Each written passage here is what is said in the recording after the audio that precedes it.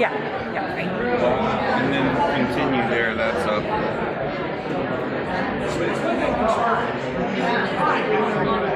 main screen's got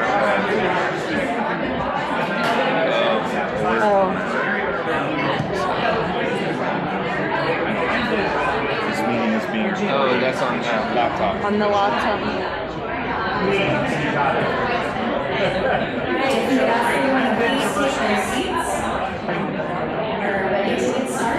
Go back to screen.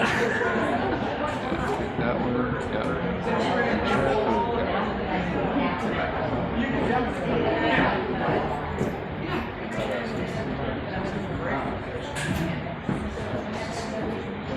Welcome, everyone. Should we show sir? Thanks so much for being here. It's great to see you all live and in person and on Zoom tonight. So, I'm Sarah Sorgel. I'm the Executive Director of the Rutherford Dust Society, and we're joined by many of our board members. Board members, give a wave. Thank you. And we're really excited to welcome you all to a community conversation this evening. So we're here to talk about the Rutherford Depot, and more so the community of Rutherford and the assets, the buildings, the community places where we can gather and share and have fun. So we're here to talk specifically about the Rutherford Depot and the Rutherford Branch. So we are going to have a presentation tonight by our former board president, Steve Tonella, and Giles Beaker, who's been a huge resource for us as we're thinking through plans for the Rutherford Depot. And so we'll have a presentation from 5:30 to 6, followed by a question and answer. And we'll have about 45 minutes set aside for that. And at the end of the meeting tonight, we'll close out with a presentation from Tish Wagner. Huge shout out to Tish and her team here at the Rutherford Range for hosting us tonight. This building is 105 years old, and it has been a community space. You'll hear more about that from Tish, but it has been transformed into a thrift shop and relief center for our fire victims and low-income families here in Rutherford. And specifically for this meeting, Tish and her team have done an incredible job making space for us all. So huge shout out to you for doing that. Thank you, Tish and Kelly. Appreciate you. So a couple of housekeeping announcements. We are broadcasting this meeting on Zoom. So if you are on Wi-Fi, we ask that you pause that just for the duration. We're trying to maximize bandwidth for the people who can't be here in person tonight. And for those of you on Zoom, we will be using the chat feature. So for your questions and answers, please do chat to us. We will be monitoring that throughout the evening and asking you to participate. So without further ado, I'd like to pass the mic to my good friend Steve Tonella, who will lead us in the presentation about current thoughts on our Rutherford Depot.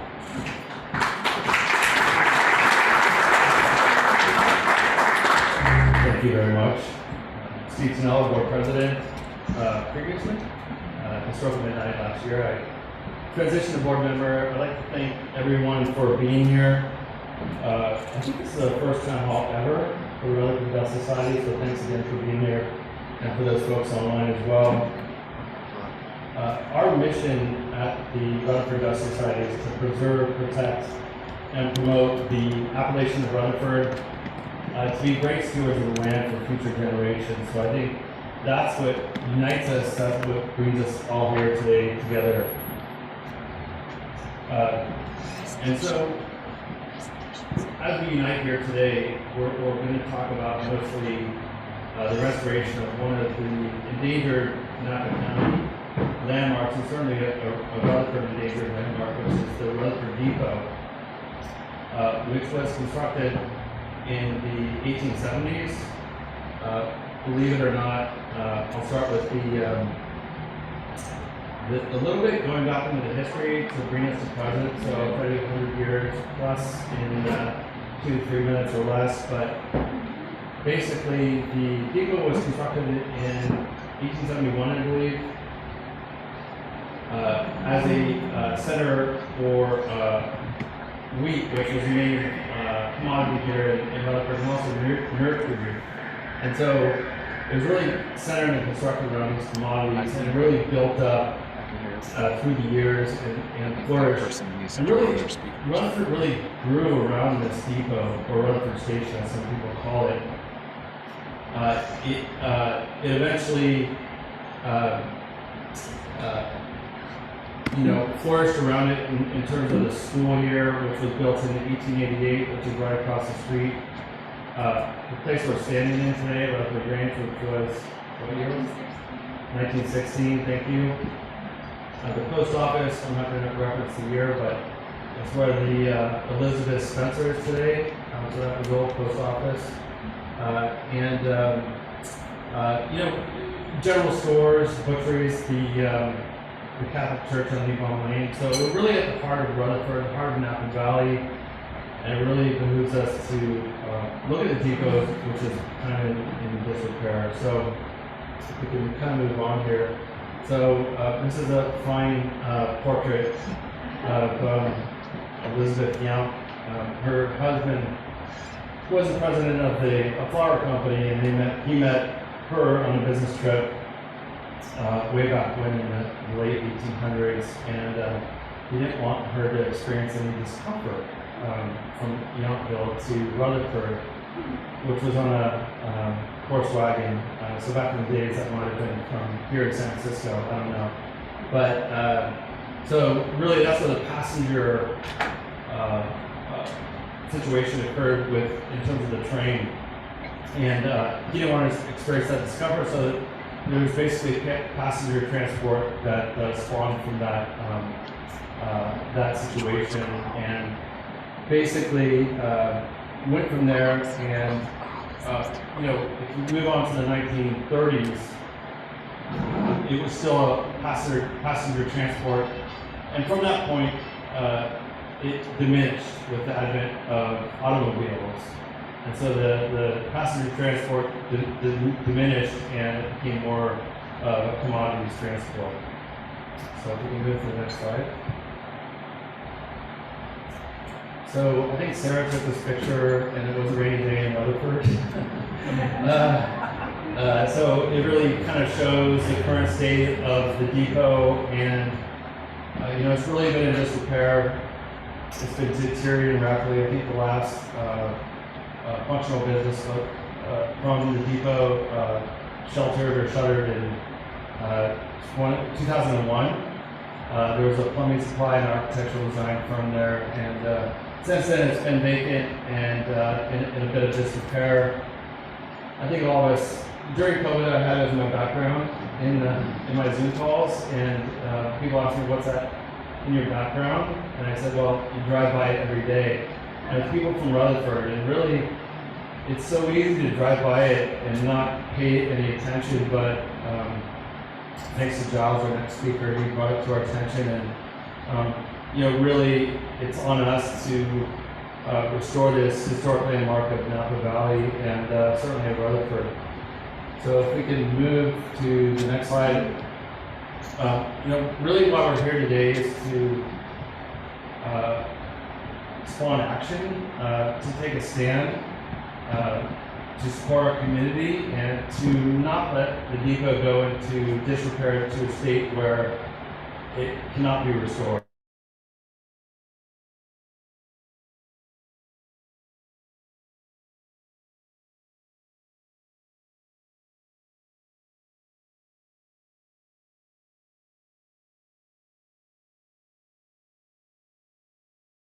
To a commercial restoration, to have a property where it is the right amount of intensity to make it safe for our community, and at the same time support a for-profit organization such as the Wine Train.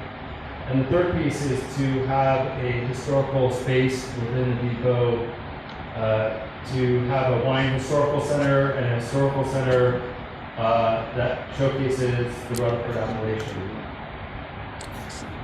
So if we can move to the next slide. And so this is basically, as far as the background, we engaged with the Wine Train in March of 2020. They have been quite impacted by COVID. They've been shuttered they stopped service for 14 months. which is quite difficult. And they've engaged in government funding to keep going. So we recognize the issues that the wine train have had. They have been open and engaging with us in terms of conversation, in terms of action. Not so much, and that's kind of why we're here to kind of relay what we've done so far, and also to get the community feedback, which we have not done so far on a broader scale. So that's kind of why we're here. There is so many things that we have proposed in terms of community support, restoration. There's financial incentives, which Giles will talk about with the current administration on a federal level and a local level. There is a lot of tax credits, a lot of benefits financially to restoring the depot, so we'd really like to showcase that and influence the wine train and hear the voice of the community to restore this. So next slide. Next slide. So This is the next one. we approached the wine train with the posture to put everything on the table. So nothing is really off the table. So, you know, the first option we propose is basically a master tenant agreement where we take over the depot and they lease back to us. Donation of the building to Rutherford Dust Society, and also a lease agreement with purchase opportunity. So, you know, at a minimum, we really appreciate and like the ability to showcase our wines in a certain space there. It's 8,000 square feet. They don't have a home or allocation for every bit of the space there, so there is room for us to have our wine education and historical center, and that's what we're proposing to them. And again, we say everything's really on the table. What we don't want to do is delay and have the depot go until they disrepair, to be beyond disrepair. So it has to be demolished and there's nothing left. So I think we can go to the next slide, please. And I will turn it over to Giles, who's been our trusted advisor on everything finance and government and things we know less about than him. So I'll turn it over to Giles.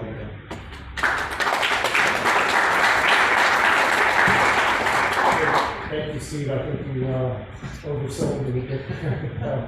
I have a background in real estate development, particularly in kind of unusual development that involves unique solutions.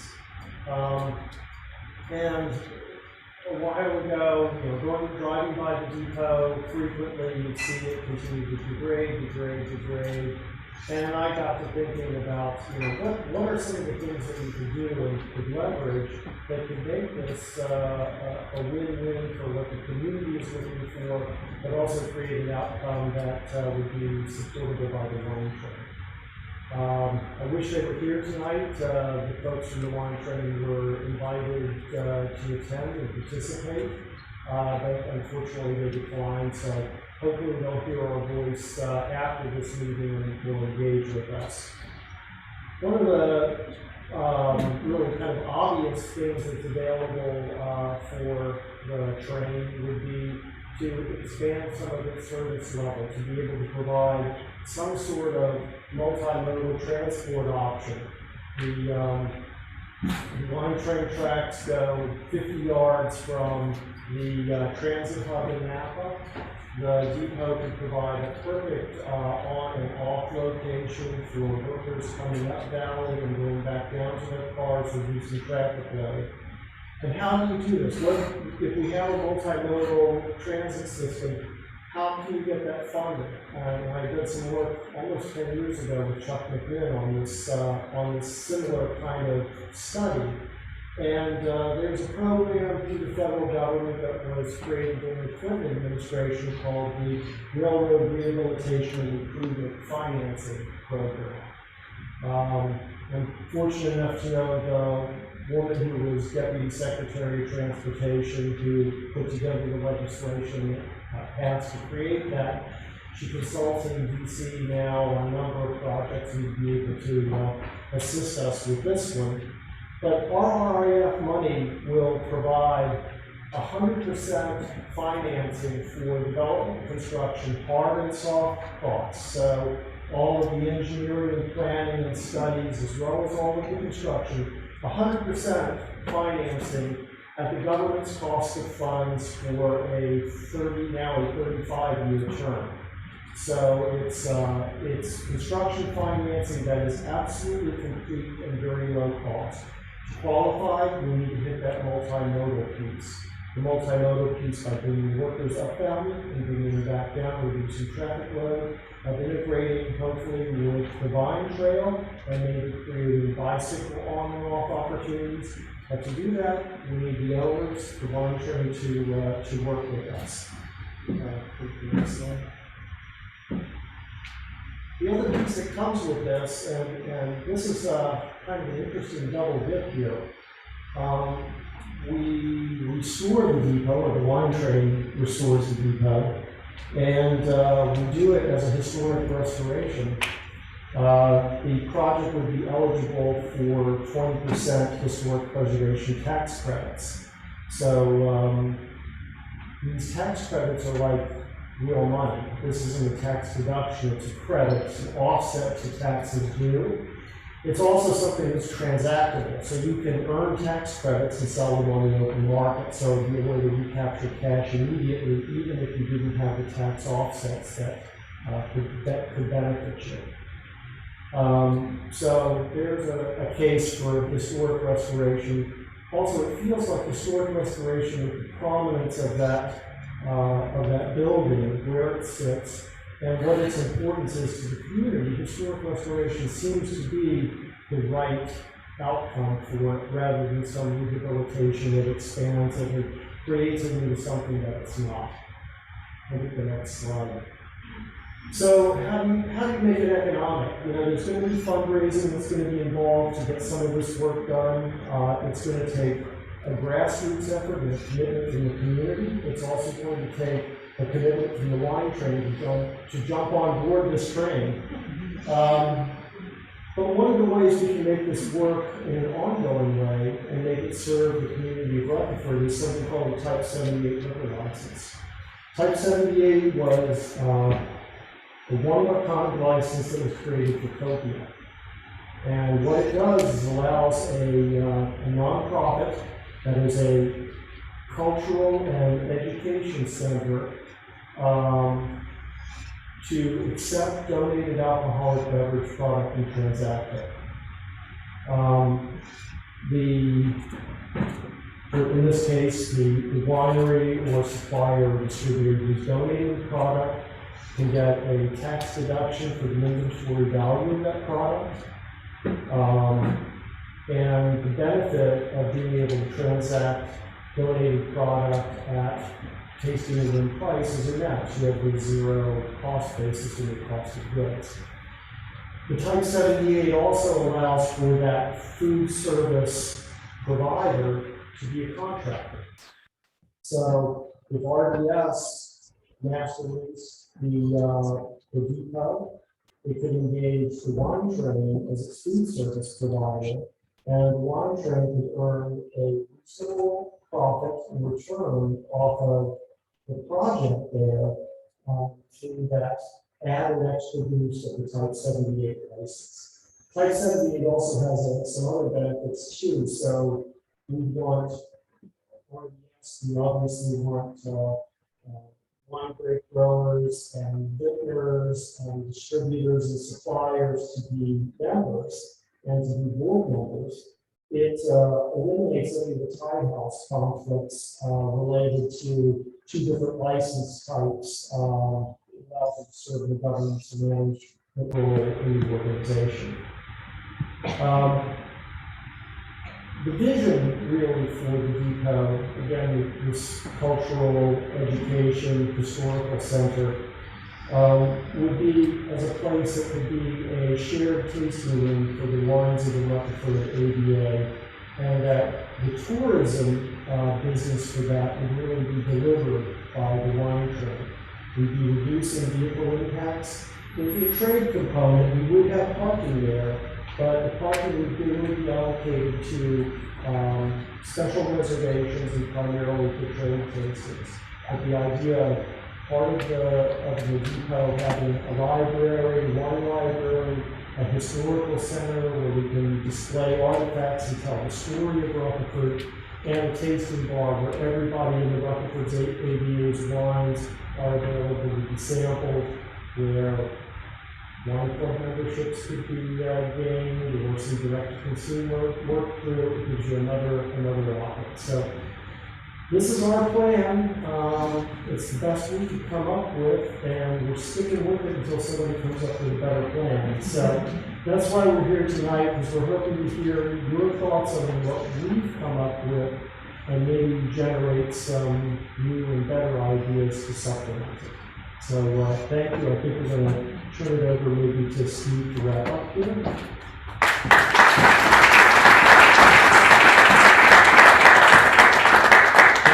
So, in summary, really, we sit here in 5 years, 10 years, 15 years. What do we want Napa Valley and Rutherford to look like? What's going to be left, right? If we don't restore this depot, we're at risk of losing a historic Rutherford and Napa County landmark, and we're sitting in a landmark right now. So I know we're going to talk about that in a little while, but really the time to act is now. This is going to be a multi-million-dollar and multi-year type of project, but if we can consolidate the voice of the community, the voice of Rutherford, the voice of Napa Valley, I think we will have a very strong position. As you can see, we've done a lot of work. We've provided a lot of solutions to the wine train and to ourselves as well, to our community. We'd love to hear your voice and your opinions, your feedback. But we want to be a catalyst for change and progress. Really, the time to act is now. This is, as I said before, going to be multi-year, multi-million-dollar local government, possibly federal government type of situation. But I think we have the tools to plan and to really schedule a restoration of the depot. And my hope is, I've said it before, I'll say it again, is before I'm senile and lose my memory, I hope I can toast you all on the depot, and we can really have a nice get together there, and a few years from now we can really celebrate the restoration of the depot. So thanks for your attention. I think we're going to turn it over for questions and comments from the audience, and everything is valid. We really like to hear your feedback. Normally that's what happens when you have one glass of wine is somebody's going to raise their hand first, and then it's going to cascade from there. So feel free to raise your hand, give your comments, and we'd love to hear from you. We're capturing this live, but also from Zoom. So all will be captured, and I think we'll open up for questions at this point. Yeah? Who's going to break the ice?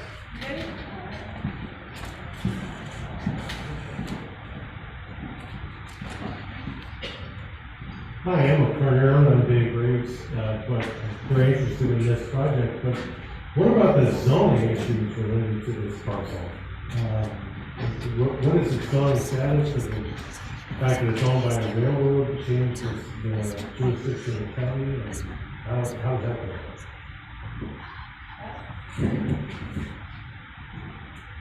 It does complicate it because of its original use. But this would be part of a use permit application process to the county. I believe we would be able to gain the approvals necessary through the use permit process. So what is it zoned now? It's zoned in railroad, so it falls outside of the county's purview right now, but for any kind of non-railroad extended use, it would be subject to the county, and there would be a use permit requirement for it. The only use that's available to it right now is its historic use as a train depot, because the previous non-conforming uses ceased for such a period of time that non-conforming use lapsed.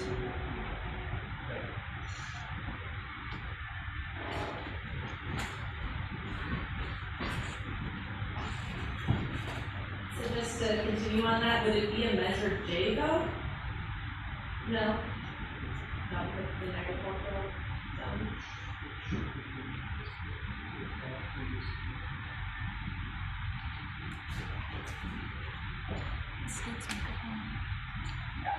We really need to get a land use attorney to look into it. I think it would stay outside of Measure J because of its historic and previous commercial uses.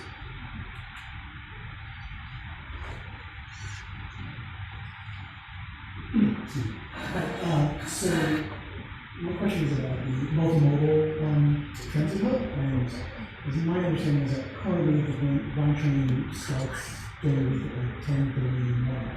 If this is starting and bringing up employees, this is starting at 6, 5 a.m., and there would be probably noise issues that would affect not just us, but all from down to the market. So how do you envision that? Yeah, I'm not sure that this is going to have a great fit necessarily for winery and vineyard workers. It may well for hospitality and tasting room workers. So we may be able to have this operating more in conjunction with the operating hours, the public operating hours of wineries and tasting rooms. We have an online question. Someone would like to answer?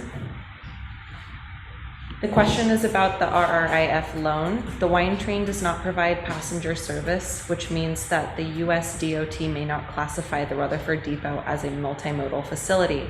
Have you had discussions with the wine train to begin providing passenger service? We've raised that with them. They've listened to us and sort of responded affirmatively, but haven't had much in the way of follow-up.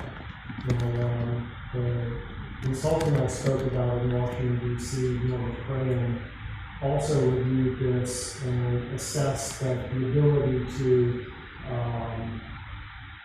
reclassify the wine train and gain the multimodal status of having integration with the Vine Trail and as a passenger service would qualify for the RRIF funds.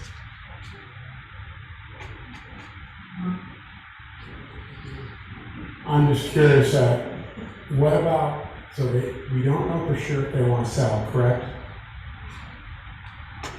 We don't know if they want to sell. As I understand it, is it true that perhaps the competition could be the Rutherford Grill as a parking lot? No? You haven't heard that one? Okay. Do we know who else would be interested in buying it besides our group?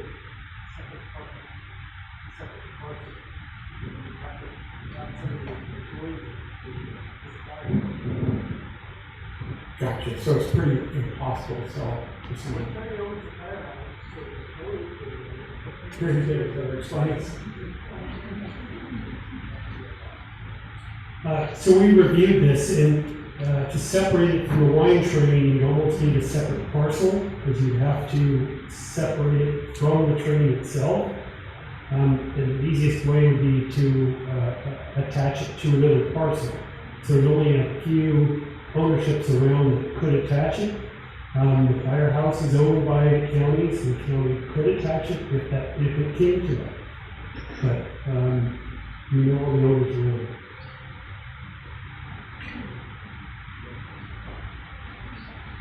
Actually, there's another option. You can do a lot line just on one of the other wine train parcels and make it separate parcel of it, just so that you can do that.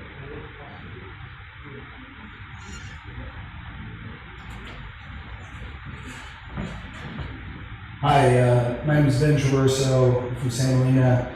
I've never lived in Rutherford, I live in Napa now, but I work with Napa County Landmarks, which we have a few of our board members here. And this has been a big discussion within our group. It's been on our list of 10 threatened treasures for the better part of the last decade, I think.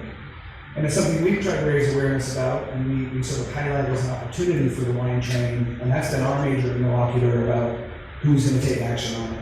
And I'm not going to speak on their behalf, but I can just say that we have had really good conversations with their leadership. They are in a period of great transition right now, as RDS knows. They have a passing among their leadership, and our point people that we're talking to have, I think, a vision for the place, and I hope that the conversations between RDS and the wine train continue as positively as we think that they're going. And Napa County Landmarks is going to be there to assist along the way. We do historic preservation. Our preservationists have been in touch about possible designations, landmark status, and we've talked to the wine train about some of those benefits if it were to stay under their ownership and they pursue the remodel. I know that one of the big conversations we've had, and we know is of great importance to locals, is impact on traffic pattern.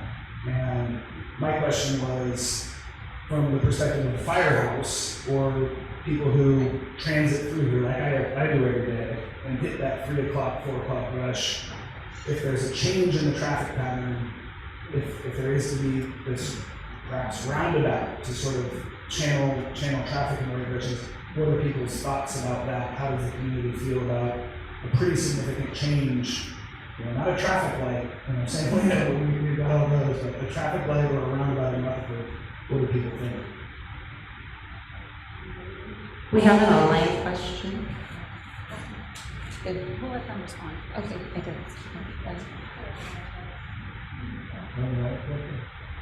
No. I'm very old, so I'm going to ask your indulgence to let me come where I can sit up there, because I have a few things to tell you. With your permission, I will share what I know. First of all, I have been contacted by the wine trains management, I would say maybe 4, even longer years ago. There are a number of people involved. One of them is a guy named Greg Brun, and he's a very nice voice. He's sort of the sympathetic voice in their group. But the real ownership is another group that I guess Greg Brun is the employee of. I don't know the business setup, and I do believe none of those partners has just passed away. So everything that Greg Brun said to me was reasonable and sympathetic, and nothing like these other more dark side, which I think is the reality of the real management. And obviously they're a business, they want to make a lot of money. I am of two companies that we are sort of in total accord. You could say we have an alliance. And interestingly, those two companies are the reason that Rutherford is Rutherford. This is the alliance between Inglenook and Beaulieu Vineyards, which is a long historical alliance. They were great friends in the past, helped each other, and certainly during Prohibition, Beaulieu was of great help to Inglenook. And that alliance and that friendship, despite the various path of ownership, is still very strong. So I would like to say, firstly, as I represent Inglenook, and we are strongly allied with the family and the business that now owns BV. I also want to make the note that while you're talking about this immediate area around the depot, you're talking about Inglenook and BV, because those are the owners of that land. Even the firehouse, which is there, was a generous donation of John Daniels to the fire department, who gave part of Inglenook's land to the fire department. So Inglenook has always been very concerned, as has BV, as Beaulieu, with this certainly this immediate piece of ground that we're talking about, but all of Rutherford, because Rutherford is certainly unique by having two historically great wineries right across the street from each other, which is what made it so attractive. What I want to say about my conversations with them was I made it very clear that from my point of view, I saw the Rutherford Station as a restoration and a commemoration of Rutherford and not an exploitation of Rutherford. And I looked very carefully, this is 3-4 years ago, so I'm sort of shocked that nothing meant. I know they put that sign up, well, we want to talk to you, 4 years ago? And I have talked to them as eloquently as I know how, as to even sent them plans of how to imagine the depot without it being changed at all in terms of its footprint whatsoever, and that it could even have an appropriate dining area, but in addition it would have a commemoration of, if not out and out, certainly sale of all of the Rutherford wines, at least a commemoration of all of them and the history of it. Anyone who saw the film at the Rock Hudson, This Earth Is Mine, where the train arrives and they go to anyone with MDD because it was shot in both places, and knows, recently I showed the lady this Earth Is Mine, because it has a scene on the station. So my feeling personally, at least from my allies, the BDR feeling is in total accord with you, which is that we see it as a beautiful restoration. It could be a beautiful building, and it should be a beautiful building. Even though it's in disastrous repair, and for a while I thought their thinking was to let it crumble, so they have to destroy it. They said, I mentioned that, and I said, that's what we feel because nothing has happened. They said, no, that's not our intention. Certainly, one way or the other, the footprint of the building, what it looks like, what it could look like, could be historical restoration of it. I'm going to try to be very brief, but I had discussions. We have a parking lot right next to it. So obviously that's a card that even if it's able to play, we can say, well, we could solve that, but not to have some competition to the record of bill. That's not at all anything I would hope for or wish for. And as I said, I'm willing to share. I did share, who I said before, I think to you, the kind of what I thought would be a solution of a really employable, but very, nothing compared to record of bill in terms of commercial impact, it would be very totally within that structure where it has to be torn and rebuilt so that it survives. But it would be that building alive and commemorated for that. I spent a lot of time years ago at the Rutherford Grange. It's really funny because when it was an official Grange, I used to make the pancakes in there that they had. And at one point they said, well, you could become a grand poobah, which they had that kind of structure, but you're really going to have to devote 2 weeks to it. And I did. I went in, I served the things, I did the first initiation, I became a minor poobah. And then I got permission, I became a medium, John Carradine kind of poobah. And then finally I got the highest range of the Grange, which was the grand poobah, all because I wanted to use what influence and a donation, which I also gave, for this to be a community center for people to come and really enjoy. I had 2 or 3 company parties here years ago, and it was wonderful. And this is a wonderful building, and I was very sorry to hear that, that it's no longer part of it, because it's a great organization. But that's another story, but it's the same story. It's about Rutherford preserving what it has, and one of those 2 unique and very old companies, Greenlight, which was founded in what, 67 or 80 or 70, and BD shortly after, and they were allies. I talked to you about prohibition. When the prohibition was on, and what couldn't meet the payroll, The owners of BB were very well connected to the church, and got even with the right to make sacramental ones. That's the kind of thing they were. So, all I want to say is that we are here, Rutherford, in Rutherford, where we were born and where Rutherford was born, with Inglewood and BV alive. Inglewood will make one decision that is not agreed upon by its partner BV, and hopefully BV feels the same with that idea, because we both agree in the philosophy of what we talk about heritage. You have an extraordinary person with Mr. Becker. How do I pronounce you? Beaker. You say Beaker, I say that. I'm Gilles to you. Yeah, he's an extraordinary person, and he's the one definitely who sort out some of these things.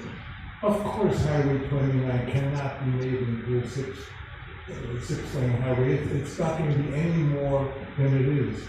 And any other place would be thinking about putting the rail down the center, and you have the tracks, you have the ability to do what we're discussing, which is to have a train bring, there's only one way to deal with the traffic on Highway 29, which involves those tracks, and it could be done, and it should be done, and I think it will be done. And as for this world's most dangerous intersection here, which I fear more than anything we're going to have a fatality, which is going to finally kick people to deal with this. This is the most dangerous corner I think exists in the world. And it's not so simple. A roundabout is a complicated, it's a different mentality. People in America or in many parts of America don't know how to really navigate a roundabout. It's tricky. And a light is tricky. And also, of course, the most prudent conversation has to be had to understand how to not make a fatality ever happen here. So I will conclude. I didn't want to really say more other than I have been in touch with the wine train. They are evasive. They proposed all sorts of things to Inglewood. Inglewood wouldn't do any of them without BV totally being in agreement. We do love the community. Our children come from here. We do love the community and want to participate. Both BV and Inglewood were, I don't want to say it, but they were wantonly destroyed. They were wantonly destroyed, those two. You all remember the big building that was in front of it. Who put it there? People from out of town came and did it. So that is what we were reversing that. And so maybe that's in the spirit of that, of coming back with Inglewood once again, bringing up BV. We're once again doing this beautiful Grange, once again having children dancing at a party and a community. This is the Rutherford that I certainly imagine, even though I'm elderly, I can still see it. So I'm available to, let me designate my availability through Giles, because I already have a relationship with him and I have a tremendous admiration with him. And I'm in a constant communication with BV and on several generations, and the wonderful our own hometown hero, Chris Morisoli, who is, of course, also representing the fire department along with his colleagues. And so I will shut up. And thank you for the opportunity.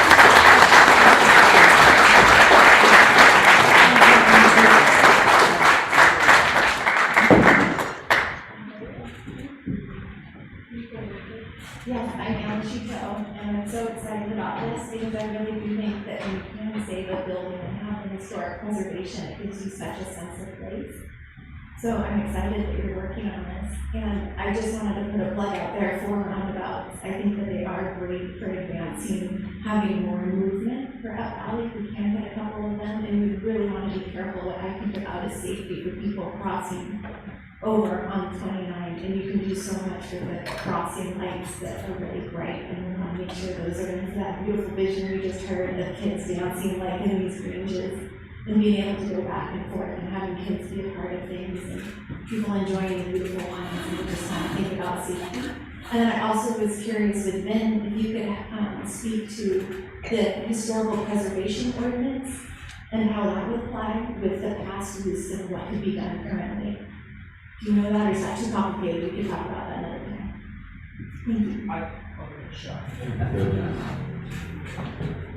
I'll give it a shot only because I've had that second glass of wine.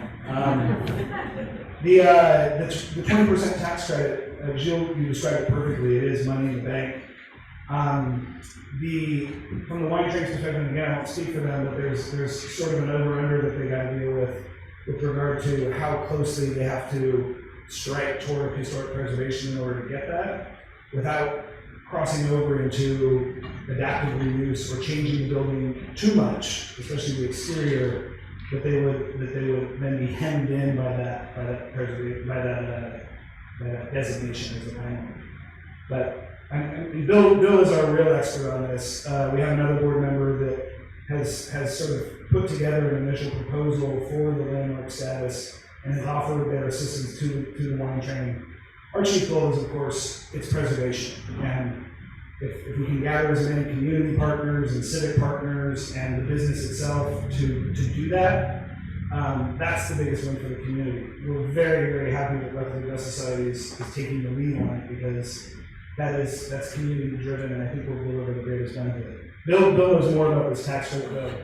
Hi, my name is Bill Kalika. I'm currently vice president on the Napa County Landmark Board. What Ben is saying is that the restoration would have to be done to the Secretary of the Interior standards, which, if you want to know more about that, you can Google it and check that out. But that would bring this building to be eligible for listing on the National Register, which that would be something that definitely should happen, because this building is in relatively original configuration, and restoring it to the Secretary standard wouldn't be such a great leap, because we've got a lot of original fabric here to work with. So that's really what has to happen, is that consistency with the Secretary of the Interior standards and listing on the National Register, and that would allow us to get the 20% tax credit.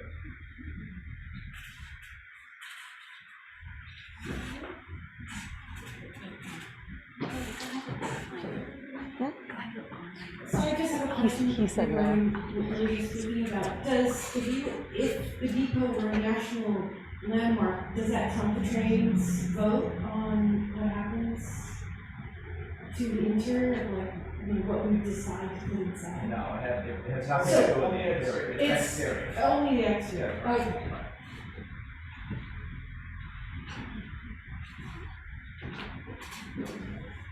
So the plan sounds terrific to me, and I think that you all have done a lot of work to make this an extremely compelling argument. So to me, it sort of begs the question, how do we get the wine train to the table? You've heard them describe it as evasive. We've heard that they just sort of declined the invitation to join us this evening. It seems like really the next step is to get them to the table, and without them, this is never going to happen. So maybe we should be brainstorming on how to do that. I just make one statement about that. EV and England want no change to the footprint of that building. We want a restoration as it was,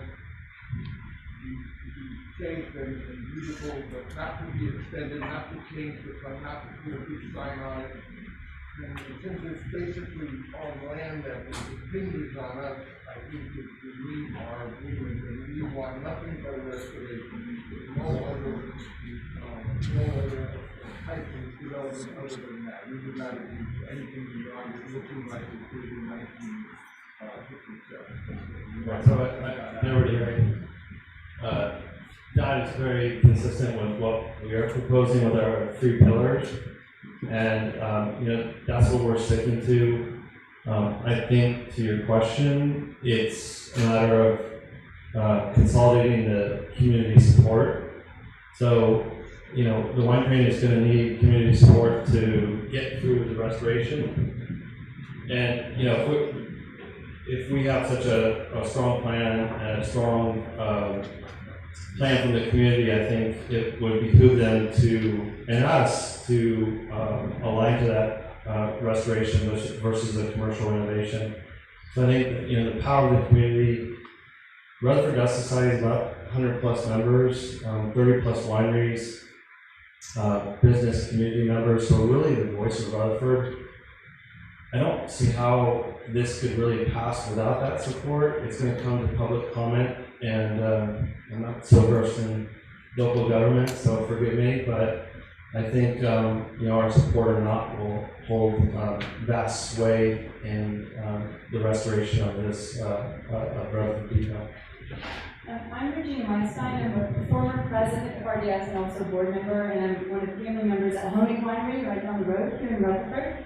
And just one thing I'd like to bring up that you probably know but may not know is the Rutherford Dust Society is very community oriented, and we spent 10 years at the direction of David Pena over there, working on restoring the Napa River, the Rutherford reach of the Napa River, and we put all of our support and resources working with local and federal governments to do that restoration of the river, which then became a model for river restoration in the United States and outside of the United States. So we don't have a personal agenda here. What we have is a community agenda, and we're really good at helping this community, and we would like to do this, and we would like to get everybody in the community on board with it as well.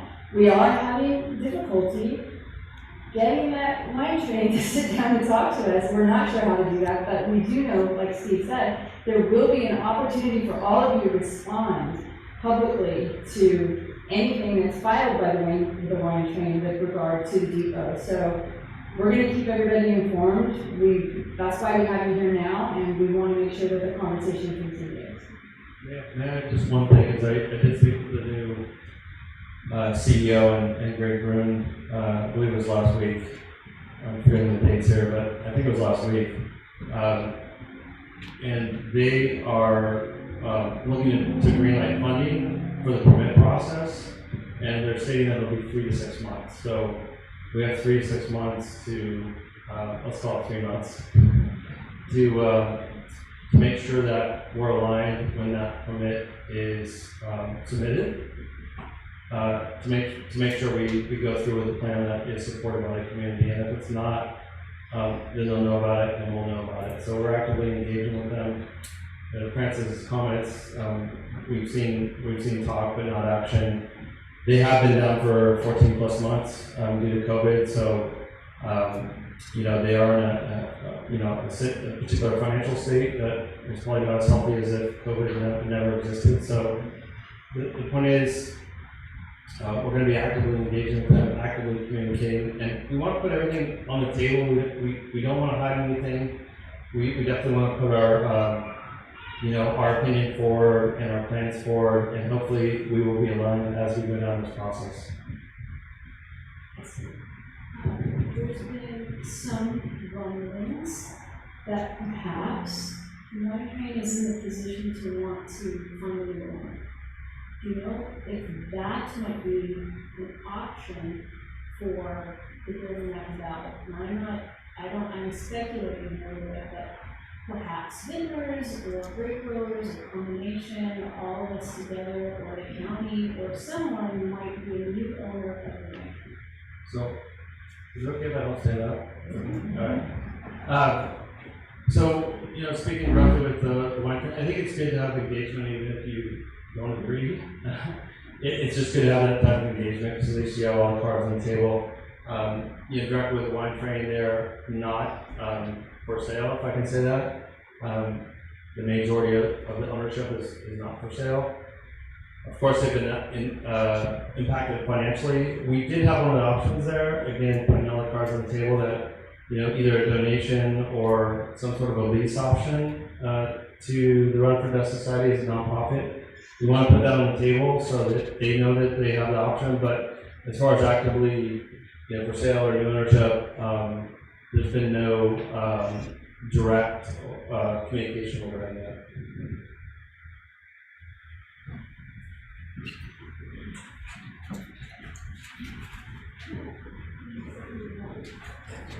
Similar. So you mentioned, Steve, just the word lease. Would it be possible to get a 99-year lease on that building? And then we can bypass the wine train and do the things that we'd like to do. Okay, I'm set. So I think everything's possible. I think everything's on the table now. I think if they're willing to entertain that, then we will find a way to vet that and see if we can make that work. I think the feedback from the wine train is they have an interest to renovate the depot to a for-profit type of structure. What that structure looks like, we don't know. If it includes 100 parking spaces, then we're obviously going to have differences of opinion. I just think we're at a really early stage, and I think the wine train is really not there yet. I think we're looking at maybe us coming together in 3 to 6 months to have that second conversation where the outline of a plan is constructed, and therefore we can talk about a memorandum of understanding, which we've crafted, to a letter of intent with like kind of milestones or deal points. So I think we're a little too soon right now, but that is definitely on the table, and that's definitely one of the options that have been presented to them. Partnership with the wine train and RDS is really important because we bring different things to the table, and Giles, you can correct me if I'm wrong, but from the RDS perspective, as a nonprofit, we can offer them some tax incentives and some different, things that they can't get on their own. And from their perspective, they can get the railroad funds. We can't get the railroad funds.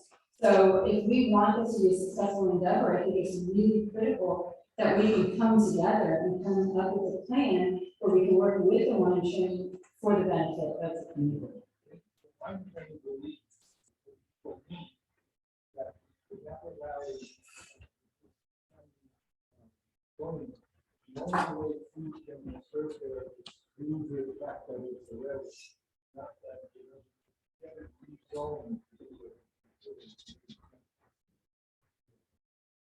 And so if it is to have, any food at all, that ability, that license flows not from the county, but from the railroad. That's what they believe. We're up here with wine, but Gilles.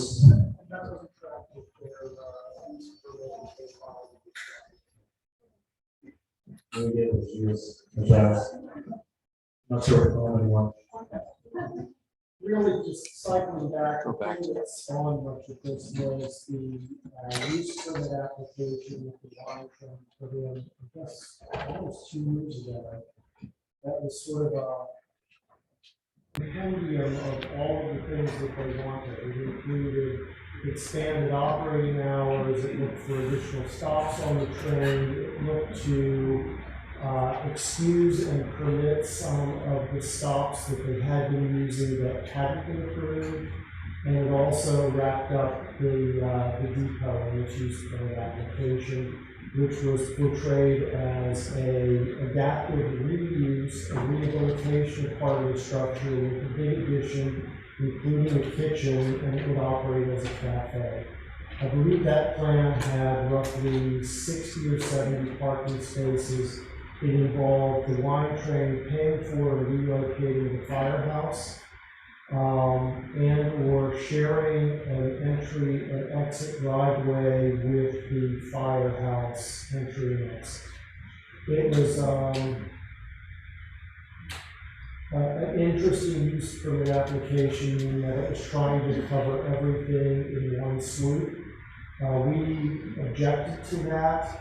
The wine train, I believe, was notified and separated out the depot section from the extended operating hours and the additional stops, and proceeded with that use permit while they tabled and reconsidered the depot use permit.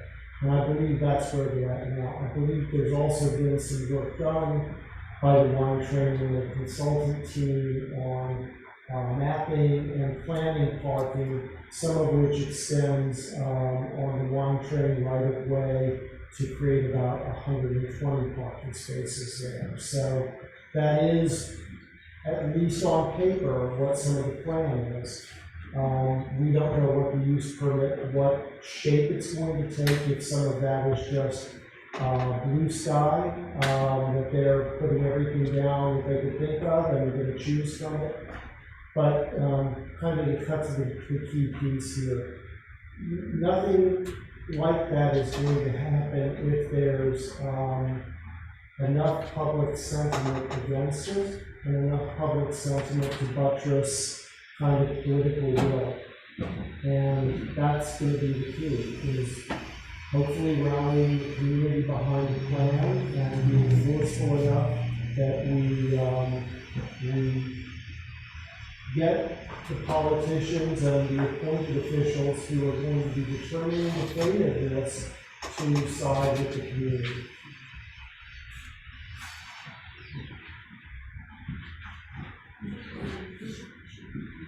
Yeah, my name is Ann Cottrell, and Giles, I think you just answered a bunch of my questions, which were, what was the scope and status of that use permit application?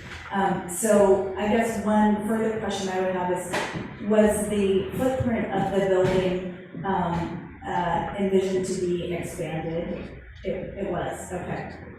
And then I guess the second part of my question is, was there feedback that went from staff back to the wine train indicating the large intensity increase, and did you get a sense of if they heard that? I believe the staff feedback had more to do with. I believe the staff feedback had more to do with you can't put all of these things together in a single use permit application. I don't think they got down to the level of detail of assessing what the specific plan was for the depot. It just said they're not going to rule on the depot and stop sign hours in one single use permit application.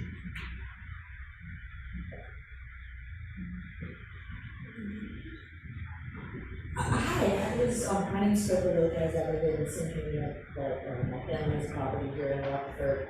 And it's really wonderful to see this. It seems to me that the majority of community stakeholders, certainly all the ones that are here and speaking tonight, seem to be completely in concert, including those who are the largest stakeholders and have done the most work, and that's wonderful. So my question is really, what's the mechanism for explaining to the wine train, who seems to be, to me, as the odd man out in wanting to commercialize this historic, very important community space, what's the mechanism by which we are going to communicate that all of us showed up here, and we're all in agreement, and they haven't sent anyone, and so how is the Dust Society, how will the Dust Society and the rest of us, in a civil and communicative way, make sure that they actually hear that message is my question? They're going to tell you about that. Good. Sure.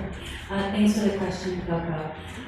We have been in close communication, and I think that we feel the same way. The community is united, and part of the reason that we want to get together tonight was to come together and just make sure of that and not make any assumptions. I think that as we go through the planning process, there's been some effort to say, we want to hear your ideas, but that's kind of fallen on deaf ears. So with Giles' help, we've actually determined that we do have ways to object to the process if we need to.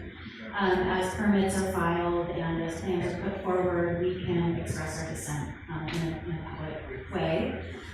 We did invite the wine train to participate this evening. We do have a relationship and a dialogue with them that we hope will remain positive and remain engaged.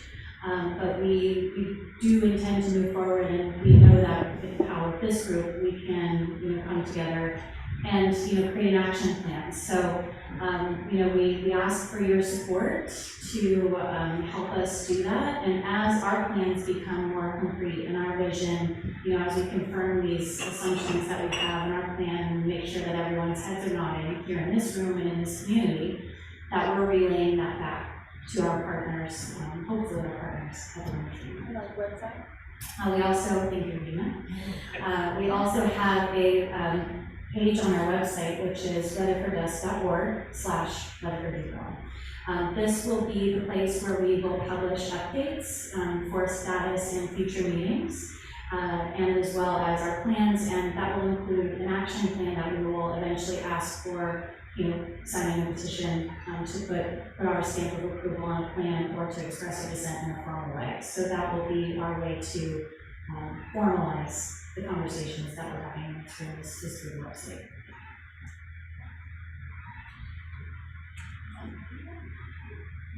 Any other questions on Zoom or here today?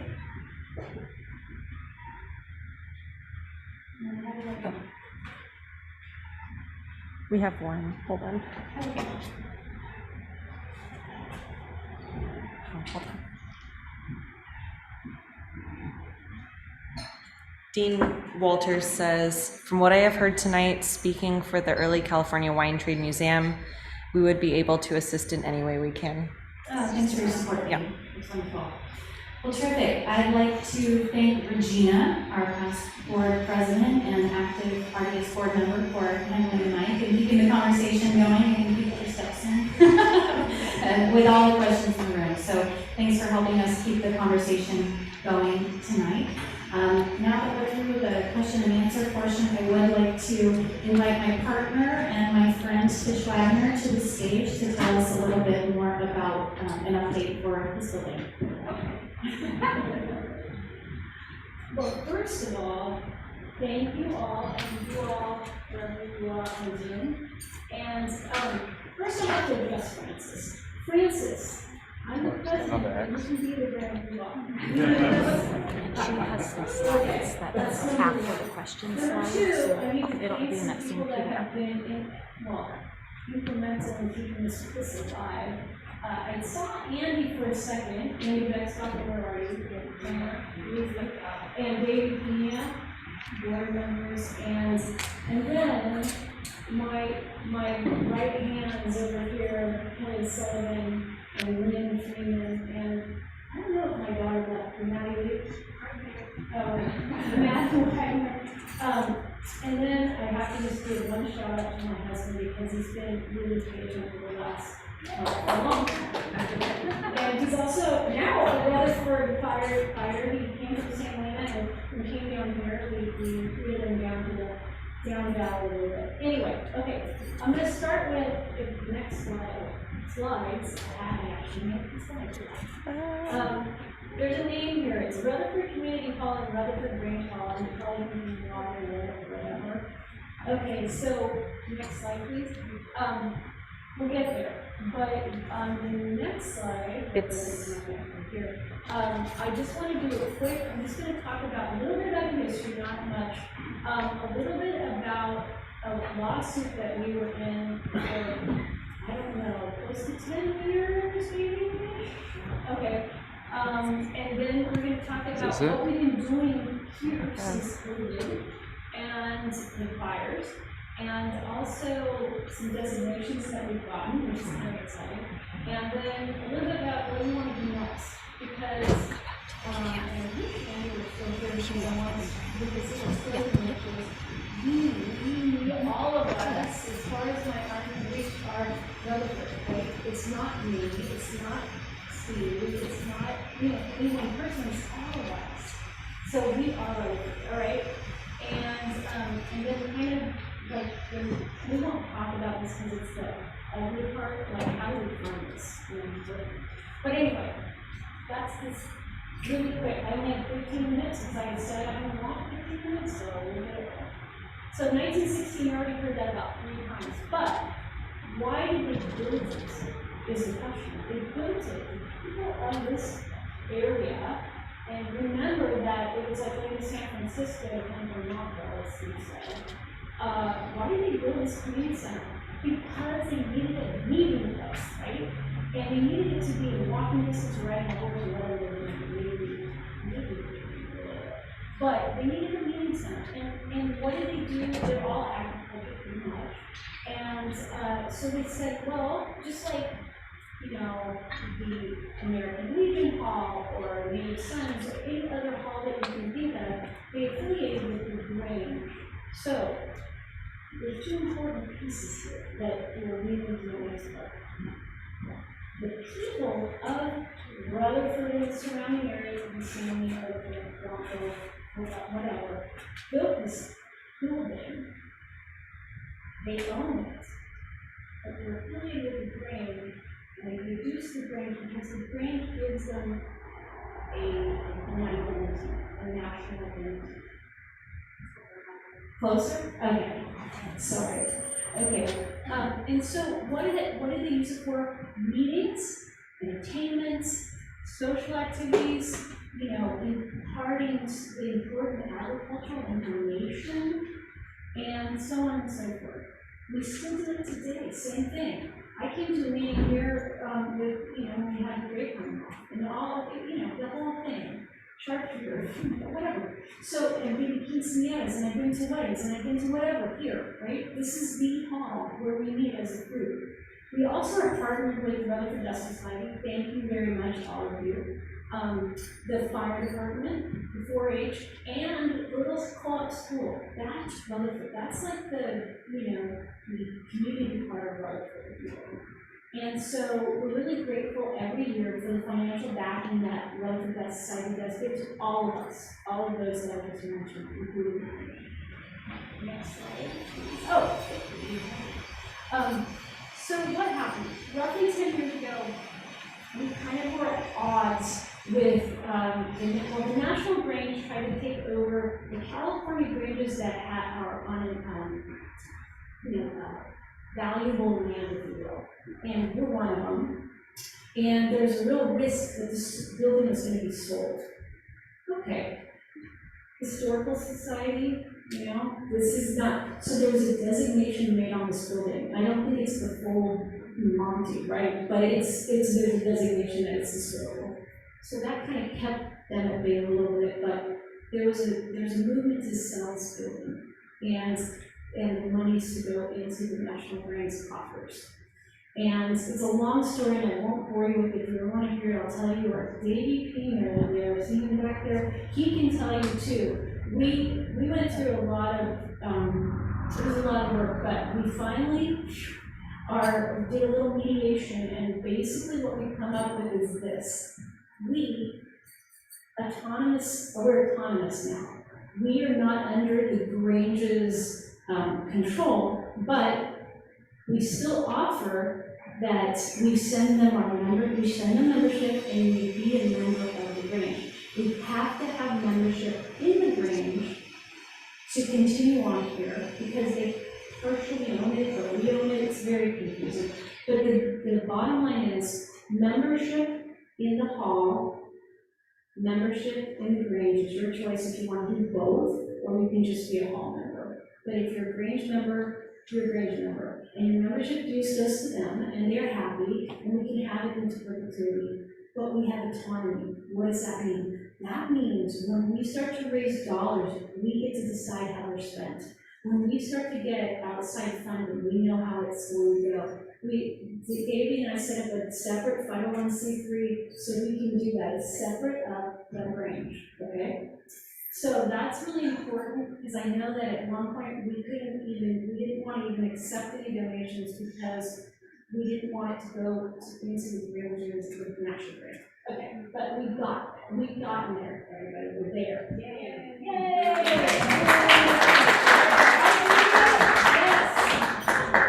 Okay, next slide, please. Okay, so what happened in 2020 and 2021 is kind of actually important. Okay, pandemic, we know this and whatever. And I wasn't even really thinking about the Grange, it was just closed. It was shut. We didn't have any events here or anything. But I didn't worry about that so much. I was worried about other things. And then LMU and glass fires happened. And a friend of mine, Gretchen Gregson, called me and said, hey, Trish, can we use the Grange to give away some clothes to the people that lost their houses and burned to the ground? Can we use the Grange? And I said, yeah, of course. She said, 2 weeks. I said, okay, sure. And so my kids and all my friends, we came and worked here for 2 weeks. And we realized, and I'm not going to tell you a whole story, Kelly, but my friend Kelly Sullivan over here lived on the top of Spring Mountain Road, and her house burned to the ground. Okay?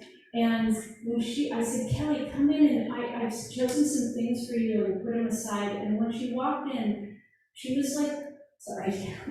She was like a deer in the headlights. She didn't know what to do. She was like devastated, right? And this is what we were seeing. So many of our community members were just like deer in the headlight. What do we do? How do we go on? Where do I start? And we realized that we were more important than giving them a pair of jeans. It was giving them a place that they could come. They didn't have to go to a retail shop. They didn't have to walk through, Target or Nordstrom or wherever, or something like that. It was too hard. And we got some incredible donations from a lot of people, including furniture and everything we need, right? And so we started to set them up. And I don't know if Jennifer Lamb's still here, but she's one of the recipients too. Jennifer Lamb, I bet a lot of you know her. She's Rutherford Dust member, I think, and just lost everything on the top of the car. Okay, I go on and on and on. But what we did is we set up what we see around here. And if we are cold or anything, we have something that we put on. But anyway, we set up a thrift store, if you will, and we gave it away for free.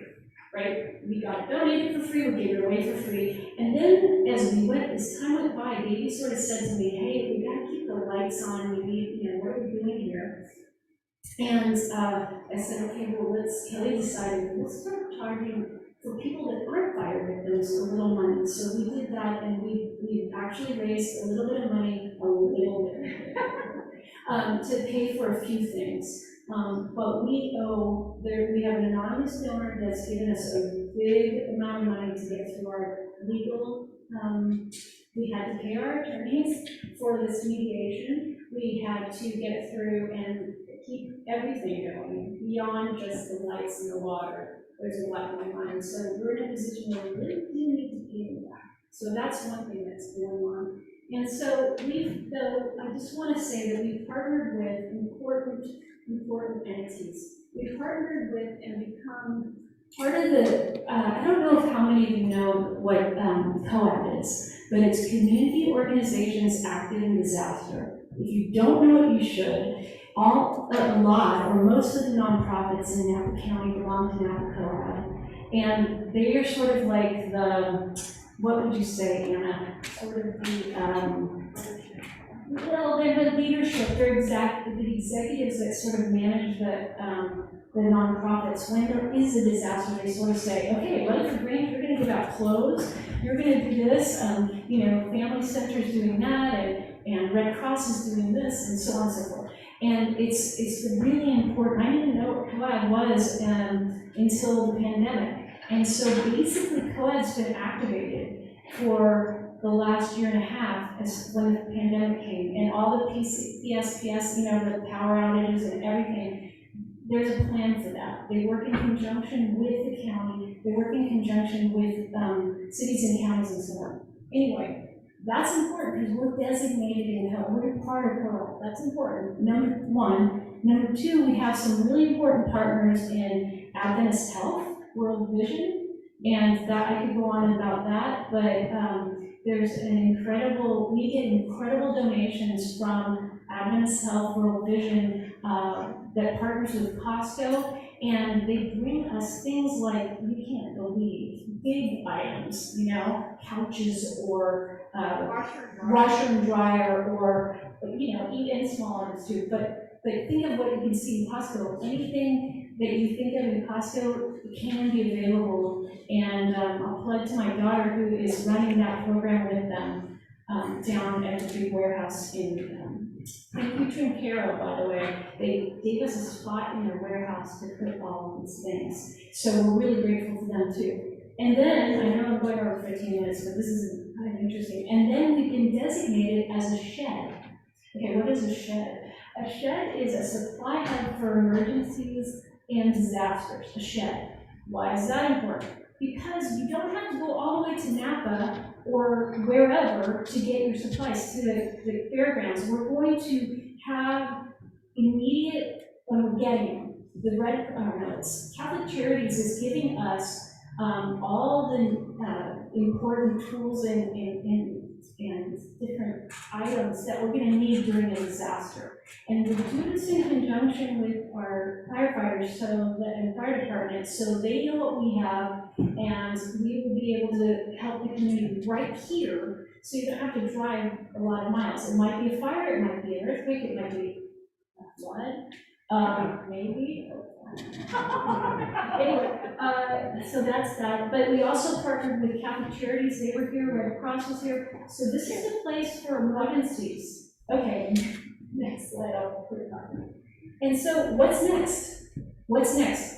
It's not up to me, it's not up to Kelly, it's not up to Davey or Andy, it's up to us. And what do you want to do with this building? How do we want to see it? Right now, that's my vision, is that, you know, we continue to help our community. We go back to having some events here, maybe, I hope. But how do we work in partnership with Rutherford Dust Society, all of its members, the nonprofits in the area besides us, and also beyond Rutherford? You know, I will say this building has helped people from all over the place. Right here in Rutherford, Oakville, Yountville, Napa, Salina, Deer Park, Anglen, Pope Valley, Berryessa, Vacaville, Kenwood, Santa Rosa, Vallejo, I mean, on and on, and beyond.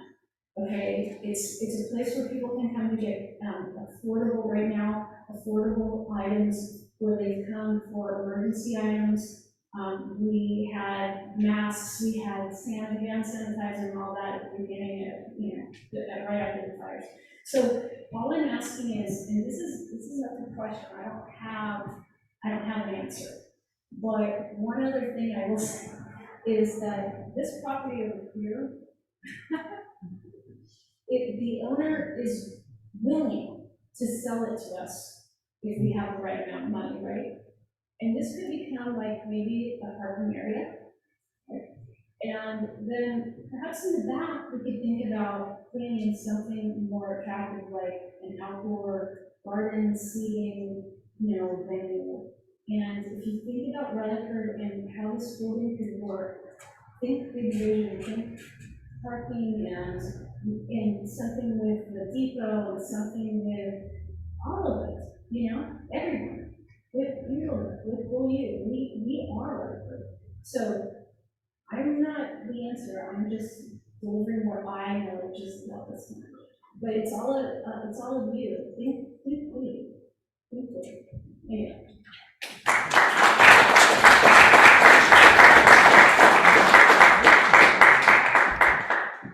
Tish, I love it. I love your vision and being a leader in our community and stepping up when people are really in need. So thank you so much for hosting us here tonight, sharing your energy, your passion for our community, and for everyone who's here online and in this room. I so appreciate you. We are Rutherford, and I hope that you'll stay and chat with us, have another glass of wine. Otherwise, we will see you next time, and keep in touch with us on social media, on our email newsletter, and on our website. So thank you again, everyone, for coming. Please remember to wash your hands and have good health practices. Be well, and take care.